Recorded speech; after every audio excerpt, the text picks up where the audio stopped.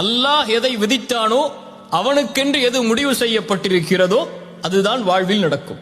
அதனால் இந்த உலகத்தில் ஒரு முஹ்சினை பொறுத்தவரை எது அவனிடத்திலிருந்து எடுக்கப்பட்டாலும், எது அவன் விரும்பியது நடக்காவிட்டாலும், அவன் தேடிய உறவு கைகூடாவிட்டாலும், அவனை பொறுத்தவரை அவன் மனதில் நினைப்பது இது அல்லாஹுடைய நாட்டத்தில் உள்ளது. என் இறைவன் எனக்கு எப்போதும் நலவைத்தான் நாடி இருப்பான். எனக்கு அநீதம் செய்பவன் இறைவன் அல்ல, எனக்கு நலவு செய்பவன் தான் என் இறைவன். என் தாய் எனக்கு கெடுதல் நினைக்க மாட்டாள், என் தந்தை எனக்கு கெடுதல் நினைக்க மாட்டாள், என்னை நேசிக்கக்கூடியவன் எனக்கு கெடுதல் நினைக்க மாட்டான். அதுபோல்தான் என்னை படைத்தவன் இவர்களை விடவெல்லாம் மேலானவன். அவன் ஒருபோதும் எனக்கு கெடுதல் நினைத்திருக்க மாட்டான்.